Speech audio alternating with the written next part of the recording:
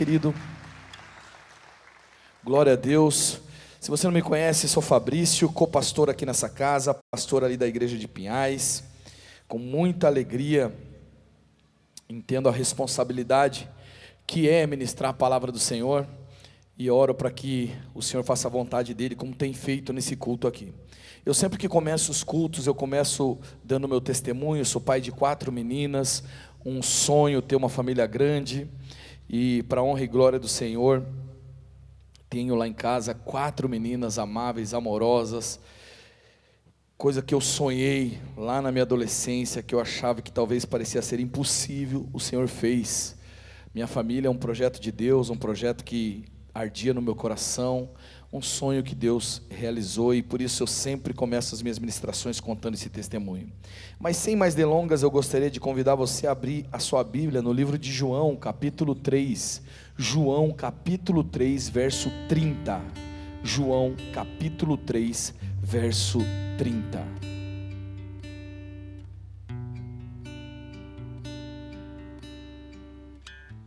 João, capítulo 3, verso 30. Uma frase muito famosa, você já deve ter escutado falar essa frase.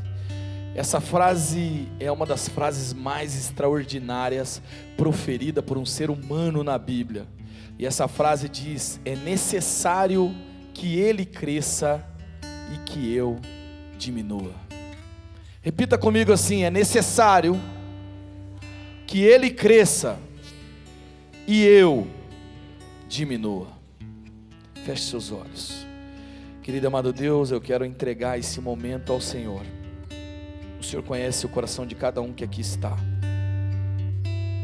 Não me permita, Senhor, falar aquilo que não vem do teu coração. Cala o meu eu, e que somente o Senhor fale aqui. Em nome do Senhor Jesus eu te peço, que a sua vontade prevaleça nesse lugar, em nome de Jesus, amém e amém. Amados, a frase célebre, essa frase tão maravilhosa, é dito por um cara chamado João Batista. Se você não conhece João Batista, eu quero falar um pouquinho sobre esse cara, que foi um cara diferentão, mas um cara que tinha sua identidade muito bem estabelecida. Quando ele fala essa frase, ele é um cara nada mais, nada menos, muito reconhecido pelas pessoas. Ele é um cara que as pessoas saem de suas cidades para ver ele falar. Elas vão até o deserto. Ele não tem um grande templo, ele não tem grandes estruturas, mas ele tem a presença. E através da presença ele profere palavras, ele fala palavras direcionadas por Deus.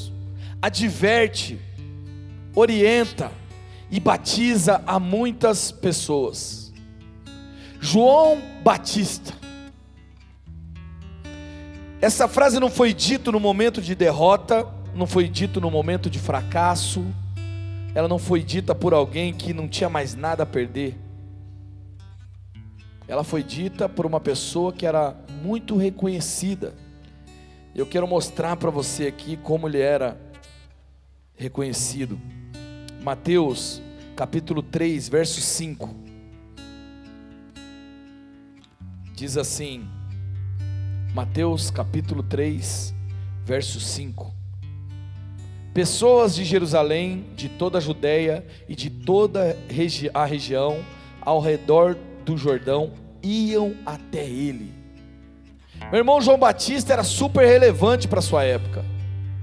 É esse cara que está falando essa frase: é necessário que ele cresça e eu diminua. Era um cara que estava numa subida, numa escalada em termos de influência. Agora, para que a gente possa entender um pouquinho mais, a gente precisa entender o contexto que ele está falando nessa palavra. E por isso eu quero te convidar para ler alguns versinhos um pouquinho antes. Vamos ler, verso 26. Diz assim, de Mateus, de João 3, verso 26. João capítulo 3, verso 26, isso. Diz assim: eles se dirigiam a João e lhe disseram, vou ler aqui nessa: Rabi, aquele homem que estava contigo, no outro lado do Jordão, do qual testemunhastes, está batizando, e todos estão se dirigindo a ele. Próximo versículo, 27. João respondeu: uma pessoa só pode receber o que lhe é dado dos céus. 28. Vocês mesmos são testemunhas do que eu disse. Eu não sou o Cristo, mas aquele que foi enviado adiante dele. 29. A noiva pertence ao noivo. O amigo do noivo que está ao seu lado e o ouve, enche-se de alegria quando ouve a voz do noivo. Esta é a minha alegria, que agora se completa. E aí sim nós vamos para o verso 30. É necessário que ele cresça e que eu diminua. Então o que está acontecendo é que João Batista começou a sua jornada profética ali no Jordão, e ele batizava as pessoas e pregava de maneira eloquente, de uma maneira que não era muito usual. Ele não precisava de templos, ele não precisava de estrutura, ele tinha presença, ele era a voz que clamava no deserto, ele era o cara que ia adiante, preparando o caminho. A palavra diz isso. Então as pessoas começam a vir até ele, as pessoas começam a ir atrás desse cara, as pessoas querem ouvir o que João Batista tem a dizer. João Batista realmente carrega uma mensagem maravilhosa, uma mensagem que proclama o arrependimento. João Batista é o mesmo cara que nesse lugar ele fala: arrependam-se, raças de víbora, arrependam-se, deem frutos de arrependimento. Um discurso duro e confrontador, mas como eu gosto de dizer, o que gera crescimento é o confronto. Você pode vir para a igreja e a gente pode só te adular, só passar a mão na sua cabeça, só falar: ah, lindinho, vai dar tudo certo, essa semana vai acontecer tudo bem, não sei o que e tal. Mas se eu não proclamo o arrependimento, isso não é evangelho. E João Batista sabia disso. Então João Batista, de maneira eloquente, ministrava sobre o arrependimento, ministrava sobre a necessidade de nos arrependermos. A palavra arrependimento no original era metanoia, mudança de mente. João está clamando, dizendo: vocês precisam parar de pensar desse jeito, e precisam pensar desse jeito. Você pensa que a vida é assim, mas não é, é desse jeito. Você precisa mudar o seu pensamento. E João, com essa fala que é um tanto confrontadora, talvez se ele fosse consultar relações humanas, relações públicas, se ele fosse consultar um marqueteiro nos dias de hoje, o marqueteiro diria: João, você tem que pegar mais leve, você tem que ser mais suave, você está batendo muito forte aí, cara, não pode ser assim não, você vai ganhar muito um follow, as pessoas vão parar de te seguir, João. Mas João era tão autêntico, que ele não se importava com isso. Ele estava ali pronto para cumprir a missão dele. Ele pensava: eu vim para cumprir a minha missão, eu não vim para agradar pessoas, eu não vim para ter ibope, eu vim para agradar ao Senhor e não a pessoas. E por isso ele vinha com essa fala, uma fala de confronto, proclamando o arrependimento, anunciando que o Cristo viria, que o reino de Deus viria. E talvez, contrariando o que alguns pensariam na época, algumas pessoas talvez fizessem um pré-julgamento e dissessem: esse aí não vai muito longe, ele vai começar e daqui a pouco a galera vai começar a descartar ele, porque ele confronta demais, ele bate demais. Mas João, o Batista, era autêntico, ele tinha uma identidade, ele andava nessa identidade.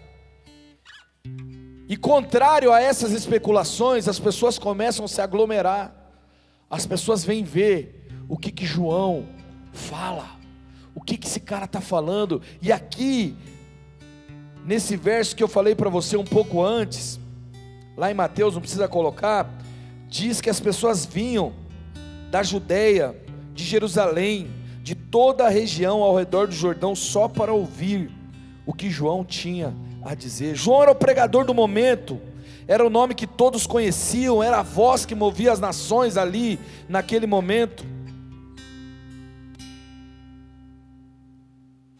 E então, acontece o inevitável. Um dia, João está lá fazendo o seu batismo, e quem vem lá? Jesus, o Cristo. João reconhece a sua pequenez e diz assim: mas eu que deveria ser batizado pelo Senhor. Jesus fala assim: convém que assim seja. Ele fala: mas eu não sou digno de amarrar as tuas sandálias. Você vai me batizar, cara, porque convém que seja assim. Ele batiza Jesus, e não sei exatamente o tempo, a quantidade de tempo que passa, mas em um determinado momento nós entramos nesse trecho aqui, onde os discípulos de João o Batista chegam para João e dizem assim: cara, lembra aquele cara que você batizou aqui? Rapaz, agora ele está batizando lá do outro lado, e está todo mundo indo para lá. O que me faz pensar que talvez o público de João comece a diminuir. Os discípulos, que são aqueles que andam com João, se sentem afetados por isso. Eles ficam sentido, afinal ele estava acostumado com as multidões vindo para João batizar, e ele ficava ali ajudando, dando auxílio. Mas agora o público está indo para aquele cara lá, está indo para aquele outro cara que João batizou. Isso é humano, é natural. A gente quer defender os nossos, né? Mas aí esses caras chegam para João e alertam João. Eles querem avisar João: João, meu filho, os caras estão tudo indo lá. Veja o que a Escritura fala. Ela diz que todos estão se dirigindo a ele. E aí João responde. Eu acho maravilhoso isso aqui. Ele diz assim: uma pessoa só pode receber o que lhe é dado do céu. Uma pessoa só pode receber o que lhe é dado do céu. Deixa eu até pegar na minha tradução aqui, ó. Vou pegar aqui na tradução, uma outra tradução. João respondeu: o homem não pode receber coisa alguma se não lhe for dada do céu. João está dizendo o seguinte: sabe por que esse cara tem essa autoridade? Sabe por que esse cara está fazendo o que está fazendo? Isso foi dado dos céus. A autoridade, meu amado, a Bíblia fala lá em Romanos 3, a autoridade é dada pelo Senhor. Às vezes a gente se engana, às vezes a gente acha que é o jeito do fulano falar. Às vezes a gente fala assim: olha, o pastor fala assim, daí por isso ele tem autoridade. O fulano faz assim, por isso ele tem autoridade. Mas a Bíblia me informa que isso vem dos céus. É o Senhor quem dá isso, não se engane. É por isso que você vê pessoas que parece que seguem a cartilha certinho. Já viu isso? Você pega a pessoa faz tudo o que a cartilha de líder fala. Ela faz tudo certinho, mas não sei o que acontece. Parece que não vai. Porque essa autoridade precisa vir dos céus. É dos céus que essa autoridade vem. E João reconhece isso. Quando eu reconheço isso, eu não fico querendo o que não é meu. Quando eu reconheço isso, eu não fico com inveja do outro, porque eu sei que foi Deus que deu para ele, e eu sei que Deus não erra, então está tudo certo. Foi Deus que deu para ele, foi Deus que deu para mim, foi dado dos céus.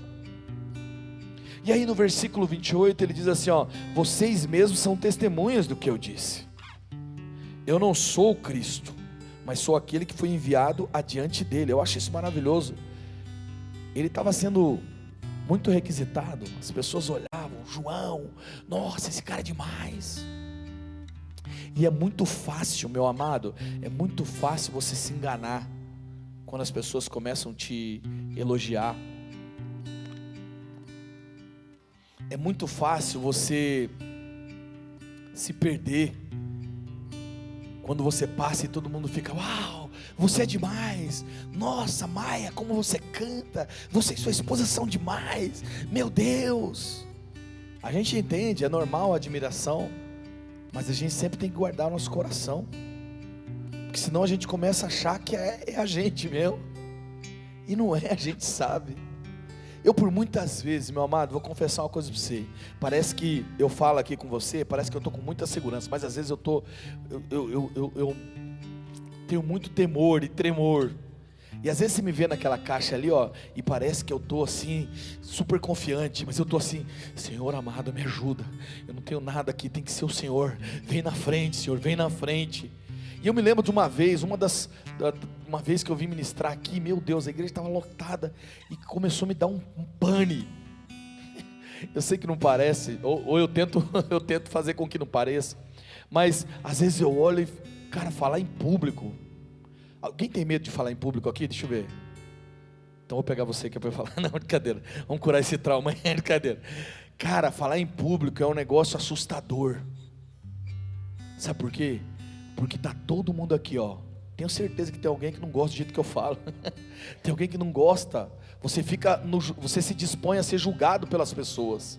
E não é fácil ser julgado, não é mesmo? Então é complicado. E às vezes, se você pirar nisso, você não faz nada. E às vezes quando eu vou ministrar, às vezes eu falo: meu Deus, e se acontecer isso? E se acontecer aquilo outro? Daí eu já quebro isso aí, eu falo: está amarrado em nome de Jesus, o Espírito Santo me trouxe aqui. Eu não valho nada mesmo, mas o Senhor me trouxe aqui. O Senhor me resgatou do lamaçal de pecado e Ele me trouxe aqui. E às vezes eu estou pregando para mim mesmo, antes de pregar para vocês ali. Eu estou aqui na caixa falando assim: Fabrício, Deus te trouxe aqui, velho. Vamos para frente, vai lá. Fala o que Deus mandou falar. Não importa se vai confrontar, se vai dar chibatada, se eles vão ficar bravos, se não vão. Faz o que Deus está te pedindo. Seu papel é entregar o que Deus te pediu.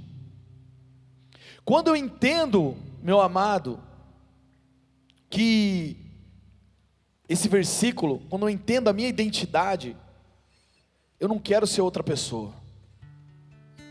Eu não preciso fazer, por exemplo, dar o exemplo aqui, né? Eu não preciso fazer como o pastor Sal faz, que é uma referência para mim. Eu não preciso fazer como outros pastores que são referência para mim fazem.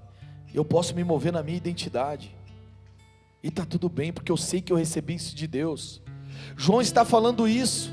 João está falando assim: cara, eu nunca falei que eu era o Cristo. Eu falei que eu era o que vinha diante dele, abrindo o caminho, que eu era a voz que clama no deserto. Mas eu nunca falei que eu era o Cristo. Vocês são testemunhas disso. Talvez os discípulos olhem e falem: puxa, aquela vida, cara, mas você é tão fera, você é tão bom. Podia ser você, né? Mas João não se deixa iludir, porque ele sabe quem ele é. O maior problema é quando você não sabe quem você é. Porque quando você não sabe quem você é, você fica tentando ser o outro. Você fica tentando fazer igual fulano, igual ciclano, igual ciclano. Porque você pensa: vão olhar, não vão gostar, vão olhar. Rapaz, não tem o que você faça. Você pensa comigo, Jesus, os caras escolheram o bandido em vez de Jesus. Escolheram Jesus em vez do bandido, em vez do cara lá, do Barrabás. Escolheram Jesus, o nosso maior referencial de amor. Então não fica preocupado se vai agradar ou se vai desagradar. Fica preocupado em fazer aquilo que Deus chamou você para fazer. E João, o Batista, sabia disso. Ele sabia para que ele era chamado, e por isso ele se dispôs a fazer aquilo que ele tinha que fazer. E nunca, em nenhum momento, ele falou que ele era o Cristo. Mesmo quando estava todo mundo falando: você é demais, sua pregação é maravilhosa, ele não estava nem aí. Ele continuava fazendo aquilo que ele tinha que fazer, porque ele estava certo da identidade dele. E agora, aí vem esse versículo aqui, ó, que eu acho maravilhoso também. Ele diz assim, ele faz uma alegoria aqui. Ele diz: a noiva pertence ao noivo. Está falando da igreja, está falando de Jesus. A noiva é a igreja, as pessoas pertencem ao noivo, Jesus. O amigo que presta serviço ao noivo, meu Deus, amigo do noivo, isso é bom demais, né? Ele diz: o amigo que presta serviço do noivo, que o atende e o ouve, enche-se de alegria quando ouve a voz do noivo. Ele está dizendo assim, ó: o amigo do noivo não sente inveja do noivo, ele fica feliz pelo noivo, porque o noivo está vindo.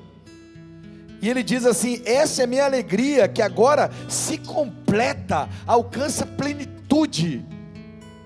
Eu não sei se você tem um amigo muito próximo, que você viu ele tendo sucesso em alguma área, e cá entre nós, não te dá uma alegria quando tem uma pessoa que você ama, alcança sucesso e fica feliz junto, velho? Não é assim? Se você é sarado, é assim. Se você é o tipo que olha ele tendo alegria, tá ligado, e faz: nossa, mas por que não foi eu, Deus? Nossa, estou procurando tanto tempo uma namorada e ele que achou. Tem que tratar isso aí, em nome de Jesus, né? Mas quando você é amigo de verdade, você fica feliz pelo outro, você fica radiante. Quantas vezes eu comemorei vitórias de amigos, que você fala, cara, que bênção, que legal, e eu vivo isso, eu sinto isso com os meus amigos também. Quando eles veem a gente alcançando algumas coisas, eles vêm e agradecem a Deus e glorificam, fico feliz com a gente. João Batista está falando isso. João Batista está falando assim, cara, eu sou amigo do noivo, eu estava preparando, estava auxiliando aqui, e agora o noivo chegou, eu não vou ficar triste, eu não vou ficar com inveja do noivo. Vocês estão errados, meus discípulos, eu estou alegre, e alegre de um jeito completo agora. Essa alegria que João está sentindo, é uma alegria que o mundo não pode explicar. É o tipo de alegria que nenhuma condição financeira pode te dar. É a alegria de ver a noiva se encontrando com o noivo. É aquela alegria quando você conhece ou reencontra um grande amigo da sua infância ou da sua adolescência e descobre que ele aceitou a Jesus. Descobre que de repente ele virou um pastor, ele está cheio de Deus. É aquela alegria que você fala, meu, que alegria, que legal isso que aconteceu na sua vida. E no meio dessa fala, ele solta essa frase, é necessário, completando tudo o que ele está falando aqui, ele diz, é necessário que ele cresça e que eu diminua. Meu amado, essa frase tem que estar estampada no seu celular, naquele espelho que você vê lá no banheiro, na sua casa. Isso tem que ficar assim, ó. É necessário que ele cresça e eu diminua. Porque à medida que eu vou vivendo a minha vida, algumas coisas acontecem. Algumas coisas vão acontecendo. Vou te dar um exemplo. Quando eu cheguei aqui nessa casa, eu vim aqui, eu já era pastor, eu pregava na igreja que eu estava lá, eu pregava 1, 2 vezes por semana, era muita atividade na minha igreja, a galera saía da igreja e ia para minha casa, uma igreja menor, e eu amava aquela igreja. E num dia Deus me deu 3 sonhos que eu estaria nessa igreja, e eu estaria ajudando nessa igreja, só que eu não conhecia ninguém aqui. Fiquei com essa luta uns 2 anos, Deus falando comigo, e eu não conhecia ninguém aqui, que era uma igreja gigante. Falei, cara, o que eu vou fazer nessa igreja gigante? Meu Deus do céu, Senhor, pelo amor do Senhor mesmo, me deixe. E o Senhor foi me apertando, até o dia que eu falei assim, cara, eu preciso começar a orar a esse respeito. E comecei a orar, e Deus confirmou de um jeito que não dava para você dizer que não era, e eu comecei a vir para essa igreja. Só que quando eu cheguei aqui eu não conhecia ninguém. Lá na minha igreja eu era o pastor Fabrício. Aqui eu cheguei e ninguém me conhecia. Fiquei 3 anos aqui, sem conhecer quase ninguém. Conheci um ou outro. Comecei a ir para a célula. E aí fui conhecendo as pessoas bem devagarzinho. O meu sonho era que alguém chegasse para mim depois do culto e falasse, vamos comer uma pizza. Eu me lembro de quando eu ia embora e falava para minha esposa assim, ai, que saudade de fechar a igreja. Não conhecia ninguém. Mas depois de 3 anos, Deus me pensou, Deus me pegou assim de um jeito e me trouxe. E de repente eu saí do anonimato e virei co-pastor. Aconteceu um evento, alguns lembram, lá no estádio do SDA. E eu fui convidado, como eu já estava trabalhando com os jovens, mas bem desbaratinado ainda, né? Eu era o pastor, tinha um líder de jovens, e eu era o pastor que ajudava o líder, sei lá, né? A gente nem sabia muito bem como é que funcionava isso, mas a gente estava ali dando suporte, só que ninguém me conhecia. Aí de repente, o líder falou assim, o líder de jovens falou assim, pastor, se o senhor puder ir lá no negócio do SDA, eu nem sabia o que era SDA, fui lá e tal, e de repente naquele ano explodiu. E aí os caras falaram, pastor, será que o senhor pode dar uma palavrinha de 15 minutos? E de repente estou eu num estádio com 40 mil pessoas, falando para as pessoas. E foi engraçado, porque o cara que anunciou falou assim, e agora, o pastor Fabrício do Bola de Neve. E todo mundo, aê, galera do Bola de Neve, né? Aí você via as caras das pessoas assim, aê, aê. Um olhava para o outro assim. Aí quando eu desci, fiz a fala ali de uns 10, 15 minutos. A hora que eu desci, as pessoas, que legal, pastor, de qual bola de neve que você é? Aí eu já sabia o que vinha ali, né? Aí eu, do Boqueirão aqui de Curitiba. Oxi, eu sou de lá, nunca te vi. Eu falei, pois é, irmão, uma longa história, outra hora eu te explico isso. A galera da igreja começou a me conhecer por causa desse evento lá. Alguns já me conheciam. E aí as coisas começaram a acontecer. Então veja, eu estava num estágio que ninguém me conhecia, de repente as pessoas começam a me conhecer, e depois vieram outras coisinhas que alguns de vocês sabem, algumas marolinhas, algumas tribulações, e a gente foi sobrevivendo e permanecendo, e aí dentro desse processo as pessoas vêm e agradecem. Eu me lembro da primeira situação que atravessamos aqui, eu passava no corredor, as pessoas me abraçavam, que bom que você ficou, pastor, aleluia, e eu falava, amém, glória a Deus, aleluia. O Senhor não tinha pedido para me sair, eu estava aqui porque o Senhor tinha pedido para me ficar, e eu continuei, e foi assim, e depois veio outra marola um pouquinho mais forte que essa, cabulosa, né? Eu falei, Senhor, eu acho que está bom de marola já, né? Mas as pessoas começam a olhar para você diferente, as pessoas começam a falar, cara, o Senhor é bênção, pastor.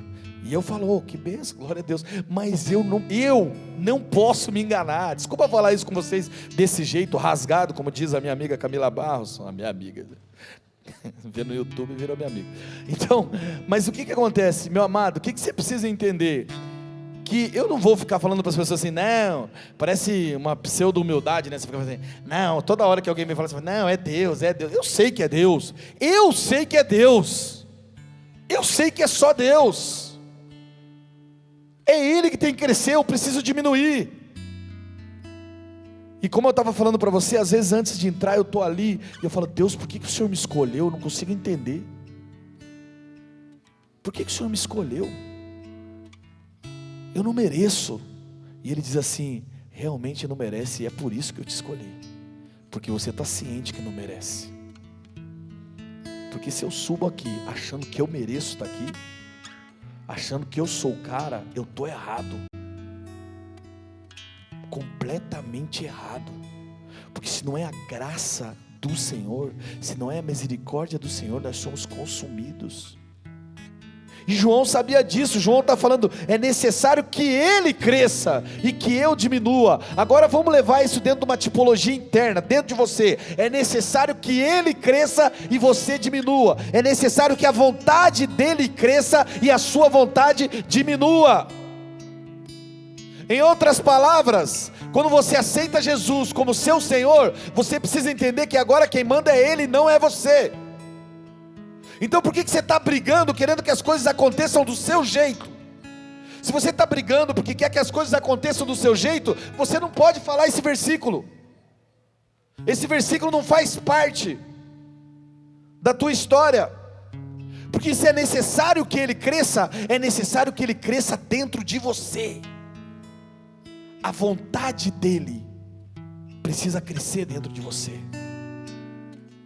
E aí o verso diz, né? E que eu diminua. O que é eu diminua? Que as minhas vontades diminuam. Eu não posso viver baseado nas minhas vontades mais, porque agora Ele é o meu Senhor. É a vontade dEle que tem que prevalecer. Eu sei que isso parece algo simplório, algo simples, mas é impressionante como nós falamos isso, mas agimos contrário a isso. Quando alguma coisa acontece fora do que eu esperava, do que eu planejava, eu fico revoltado, e às vezes alguns até se revoltam com Deus. Alguns saem da igreja porque não aconteceu do jeito que você queria que acontecesse. É necessário que Ele cresça e que você diminua. É necessário que Ele cresça, que a vontade dEle cresça e a minha vontade diminua. Ou seja, eu preciso abrir mão de quem eu sou. Eu preciso negar a mim mesmo. Eu preciso deixar de lado aquilo que eu acredito, aquilo que eu penso, no sentido de, penso que deveria ser assim, gostaria que fosse assim, e de repente as coisas acontecem de outro jeito. Quando as coisas acontecerem assim, sabe qual tem que ser a sua fala? É necessário que Ele cresça e que eu diminua. É necessário que Ele cresça e eu diminua. João entendeu um princípio que muita gente ainda está lutando para aceitar. Posição, influência, ministério, talento, tudo isso é presente de Deus, não é conquista humana. Então, se ele entende que isso é um presente de Deus, fica mais fácil para ele. A posição que você está na sua empresa, embora você ache que foi fruto do seu esforço, foi um presente de Deus. Quando você entende isso, você não fica brigando pela sua vontade. Você sabe que é tudo dele, por ele, por meio dele, e para ele são todas as coisas. Falar disso é fácil, difícil é viver isso.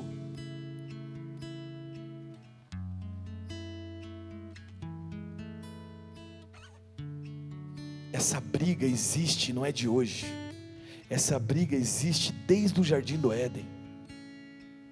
Porque se eu entendo que é necessário que ele cresça e eu diminua, eu preciso entender que é a vontade dele, beleza? Vocês já entenderam essa parte? É a vontade dele que precisa crescer na minha vida. Agora eu aceitei ele como Senhor, é o que ele fala, é a palavra dele, não a minha, ok? É a palavra dele que tem que dirigir os meus passos, não a minha. Eu quero dirigir os meus passos? Quero, mas agora é necessário que ele cresça na minha vida, ele precisa crescer na minha vida. E quando ele cresce na minha vida, ele toma conta de todas as áreas da minha vida. E agora cada passo vai ser regido por ele, vai ser ele que vai estar direcionando. Então eu abro mão da minha vontade para viver a vontade dele. Só que há um problema grande nisso, sabe por quê? Porque nós acreditamos que a nossa vontade é melhor, que nós sabemos o que tem que ser feito. Que petulância da nossa parte, achar que nós sabemos. Deus conhece todos os cenários, e se Ele te dá uma orientação, siga a orientação. Não adianta você fazer do seu jeito, você vai ficar lutando, Deus vai ficar só assim, ó, vai lá, faz do teu jeito. Só que aí você vai colher consequência, e vai estar vivendo coisas, porque você viveu a consequência. Aí você fala, mas Deus, você escolheu o caminho errado. Escute isso, Deus não erra, é você que escolhe caminhos errados muitas vezes, é você que escolheu errado. Agora veja, Gênesis 3 verso 6, quando a mulher viu que a árvore parecia agradável ao paladar, era atraente aos olhos, além disso, desejável para ela, se obter discernimento, tomou o seu fruto, comeu e deu ao seu marido, que comeu também. O pecado entrou no mundo não pela ausência de Deus, mas pela escolha de colocar o julgamento humano acima da palavra de Deus. Sabe o que Eva estava falando? Que eu cresça e ele diminua. No nosso relacionamento, Deus, que o Senhor diminua e eu cresça. Vou fazer do meu jeito, vou fazer a minha vontade. E o problema é que muitas vezes, querido, o nosso caminho, o caminho que a gente quer, que o nosso desejo quer, que os nossos olhos contemplam, como ela contemplou ali, que se sentimos atraídos por esse caminho, parece ser o caminho certo. Provérbio 14:12 diz, há um caminho que parece certo ao homem, mas no final conduz à morte. Você pode estar fazendo algo que parece correto, parece bom, que parece justo, e ainda assim estar caminhando na direção errada, segundo Salomão, segundo a palavra de Deus. Deus mesmo declara, meu querido, lá em Isaías 55, verso 8 e 9, diz assim, pois os meus pensamentos não são os seus pensamentos, não são os pensamentos de vocês, nem os seus caminhos são os meus caminhos, assim como os céus são mais altos do que a terra, também os meus caminhos são mais altos do que os seus caminhos. Aprenda uma coisa, a sua percepção é limitada. Como você percebe as coisas, é como seus olhos estão vendo, e os seus olhos são limitados. Você não consegue ver muita coisa, você consegue ver até uma altura, e o que os seus olhos estão vendo nem sempre é verdade. Uma vez eu vi um cara falando, ele falou assim, que a luz do sol, ela demora cerca de 8 minutos, 8 minutos é alguma coisa para chegar na terra. Se eu perguntar para você, o sol existe? Você fala, sim, existe. Eu falei, como é que você comprova isso? Está ali fora, é só olhar. Mas demora 8 minutos, se o sol explodiu você não está sabendo ainda, vai estar sabendo daqui a 8 minutos. Então não é porque você está olhando que é real. A nossa percepção é limitada. Quantas vezes você olhou uma coisa e falou assim, é isso, certeza que é isso, e chegava lá e era diferente. Então por isso que você precisa dizer, é necessário que ele cresça e eu diminua. Deus vê o que você não vê, Ele conhece o fim desde o princípio. Ele conhece o que o seu coração não consegue alcançar. Nós poderíamos falar de Abraão. Abraão tem uma promessa sobre a vida dele, e a promessa é que ele teria um filho. Daí ele tem um filho, daí Deus vem e fala assim, ó, vai lá e sacrifica seu filho. Abraão podia ter dito, como Eva, o que? Meu filho querido, bonitinho, cuticute, Isaac, é promessa, não vou levar não. Mas Abraão não disse isso. Abraão disse, é necessário que ele cresça e que eu diminua. Na nossa relação, Deus, é necessário que o Senhor cresça e eu diminua.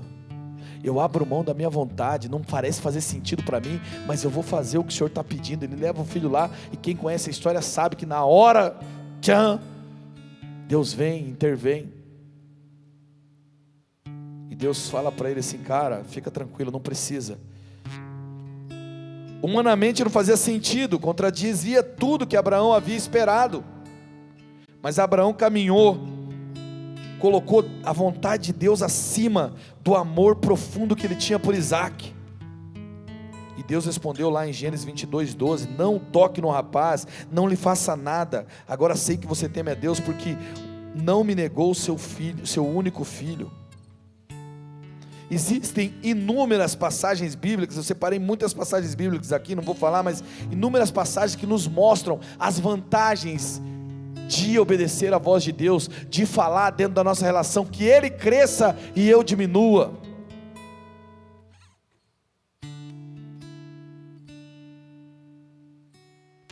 Mas a melhor de todas acontece com nada mais nada menos que Jesus, o maior exemplo de alguém que diminuiu para que Deus fosse glorificado. Na noite mais pesada da história humana, na noite mais cabulosa, o local era Jardim Getsemane, às vésperas da crucificação, o Filho de Deus se ajoelha e ora.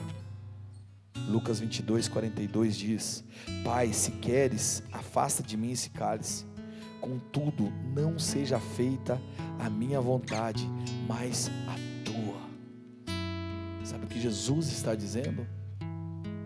É necessário que Ele cresça e que eu diminua.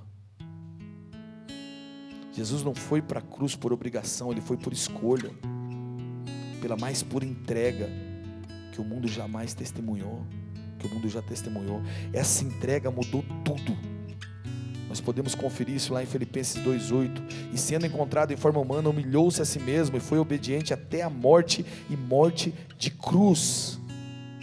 E a obediência de Jesus abriu o caminho, o único caminho que salva, cura, liberta e nos dá acesso à eternidade.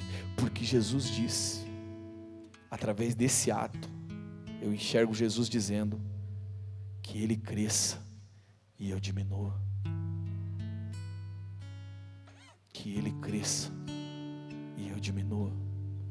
Amado, a vida do cristão precisa ser isso. Nós precisamos ter esse entendimento de que é Ele quem precisa crescer, não sou eu. Não é o meu nome, não é o que eu faço ou o que eu deixo de fazer que tem que crescer. É Ele que tem que crescer e eu preciso diminuir. Levante-se do seu lugar.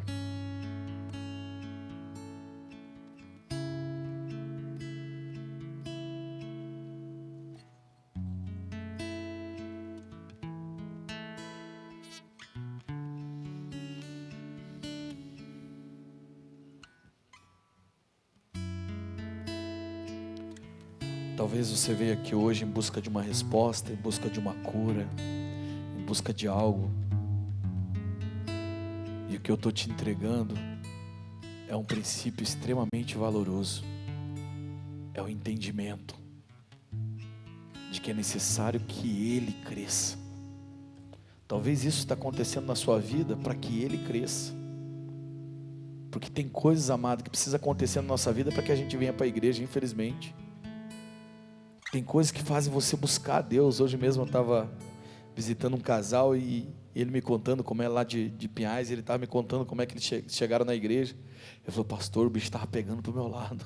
Aí eu corri para a igreja. Tem muita gente que vem para a igreja quando o bicho pega. Mas tem pessoas que se afastam quando as coisas não acontecem do jeito delas. Eu gostaria de te entregar uma palavra de incentivo, de motivação. E não que essa não seja, porque é. Quando você entende bem certinho, você percebe que é. Mas a palavra de hoje é necessário que Ele cresça e que a gente diminua. Como diz uma gíria em São Paulo, diminui. Tem muita gente querendo crescer mais do que Jesus, mais do que a vontade de Deus. Que hoje você possa dizer: Senhor, eu quero que o Senhor cresça na minha vida e que eu diminua. Senhor, eu quero que o Senhor cresça no meu casamento e eu diminua. Senhor, eu quero que você cresça no meu trabalho e eu diminua. Senhor, eu quero que você cresça no meu ministério e eu diminua. É necessário que Ele cresça. Quando você entender isso, você vai abrir mão, você vai entregar. E quando você entregar, você vai ver que foi a melhor coisa que você já fez na sua vida. E quem sabe você está aqui nessa noite, nunca entregou a sua vida para Jesus. Você vive a sua vida do seu jeito. Mas você vem num culto desse, aí o pastor está falando: é necessário que ele cresça e que eu diminua. Eu nem estou entendendo direito isso, pastor. Eu estou dizendo para você: é necessário que você saia do controle e dê o controle para Ele.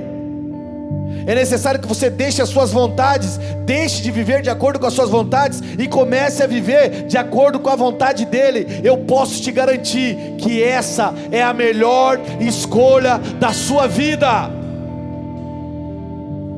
E eu não posso sair daqui sem te dar a oportunidade de girar essa chave hoje, entregando a sua vida para Jesus, entregando a sua vida para um Jesus que é Senhor, que muda a sua história, que traz sentido para a sua vida. Quem sabe hoje é o dia de você dizer: é necessário que Ele cresça na minha vida, porque eu não dou mais conta. Eu tentei do meu jeito, eu fiz do jeito que eu acreditava, mas olha a situação que eu estou. Quem sabe hoje é o dia de você dizer: é necessário que Ele cresça e que eu diminua. Então eu não posso terminar esse culto sem te dar a chance de virar essa chave. Então eu quero pedir para você repetir essa oração comigo. Se você entender que é isso que você quer, essa é uma oração de entrega, é uma oração onde você se coloca na posição de servo do Senhor. Você está falando assim: ó, agora Jesus é o meu Senhor, é Ele que comanda a minha vida. Se você acredita nisso, se você está disposto a falar essa frase, é necessário que Ele cresça e eu diminua, então você vai repetir essa oração. Agora lembre-se, Eva não disse essa frase. Eva escolheu a vontade dela, Sansão escolheu a vontade dele, e tantas outras pessoas escolheram a vontade deles. A mulher de Ló, os anjos falaram: não olhe para trás. Ela olhou, era a vontade dela, ela fez a vontade dela. Deixa eu te falar uma coisa: suas vontades não vão te levar a lugar algum. Aliás, vão te levar para lugares ruins, se você não subjugar a sua vontade à vontade de Deus. É necessário que Ele cresça. E eu quero fazer essa oração, então repita essa oração comigo. Senhor Jesus, Senhor Jesus, eu entrego a minha vida em suas mãos. Escreve o meu nome no livro da vida, e me permita ser fiel a Ti, aos seus princípios, e dizer todos os dias é necessário que Ele cresça e eu diminua. Em nome de Jesus. Amém. Sabe o que essa oração quer dizer? Quer dizer que agora, a partir de agora, quando acontecer alguma coisa na sua vida, quando as coisas não estiverem muito de acordo com o que você acha, ou as pessoas estiverem falando, a sua frase vai ser a de João Batista. Você vai dizer assim: é necessário que Ele cresça. É necessário que Ele cresça e que eu diminua. Se você tomou essa decisão hoje, se você está voltando para Jesus hoje, eu quero te convidar para conhecer os meus amigos aqui do Boas-Vindas. Esse povo lindo, eles vão estar lá naquela sala lá, ó, onde está iluminado. Você vai passar lá, vai deixar teu nome, teu telefone. A gente quer te ajudar nessa caminhada, porque a gente sabe que não é fácil, mas essa decisão muda tudo. É necessário que ele cresça. Obrigado, Boas. Nós já estamos finalizando, e o meu desejo é que o Espírito Santo de Deus esteja te incomodando sobre isso, que você entenda que de fato é necessário que ele cresça. Para de ficar combatendo, para de tentar fazer do seu jeito. Você já tentou, vamos combinar? Você já tentou, você já fez e não dá. É necessário que ele cresça, que ele cresça na sua vida, que ele cresça nos seus relacionamentos, que ele cresça no seu trabalho, no seu ministério. Às vezes você está buscando o seu crescimento sem perceber. Você quer ter a razão no seu relacionamento, você quer ter o destaque no seu trabalho, você quer ser o cara no seu ministério. E Deus está falando para você aqui hoje: é necessário que ele cresça, que você diminua. Que em nome de Jesus, o Espírito Santo de Deus continue ministrando seu coração fora daqui. Que essa palavra não seja só ouvida, mas seja vivida todos os dias da sua vida. Que você se lembre disso, em nome de Jesus. E você sabe que aqui é centro de treinamento. O jogo mesmo acontece. O jogo acontece onde? É lá fora que esse jogo acontece. É lá fora que você vai precisar gritar para você mesmo: é necessário que ele cresça. No trânsito, quando te fecharem e você quiser crescer, você fala: é necessário que ele cresça e que eu diminua. Lá com o seu marido, com a sua esposa, que você quer ter razão, você vai: não, mas é necessário que ele cresça e que eu diminua. E quando ele cresce, ele toma conta da sua vida. E quando ele cresce, você pode até passar pela crucificação, mas vai passar pela ressurreição também. E outras pessoas serão impactadas através da sua vida, em nome de Jesus. Dá a mão para alguém que está do teu lado. Vamos finalizar.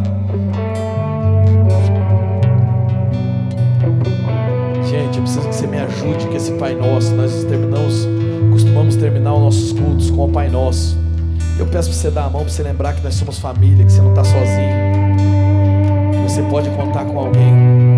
Por mais que você esteja aqui sozinho na igreja, saiba, você pode contar com alguém.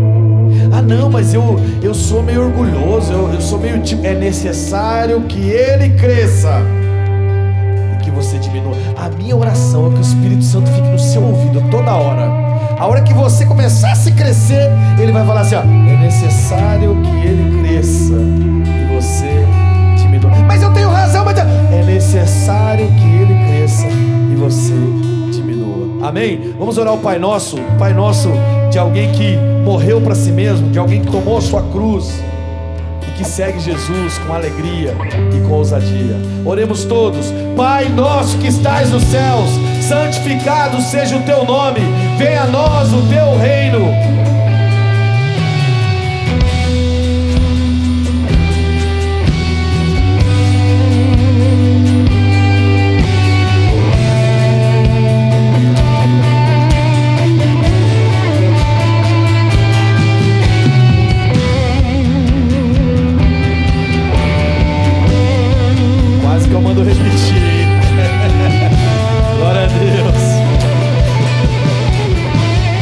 Sua mão direita, que o amor de Deus te acompanhe, que a graça do Senhor esteja com você, que o Espírito Santo de Deus esteja te lembrando quem precisa crescer.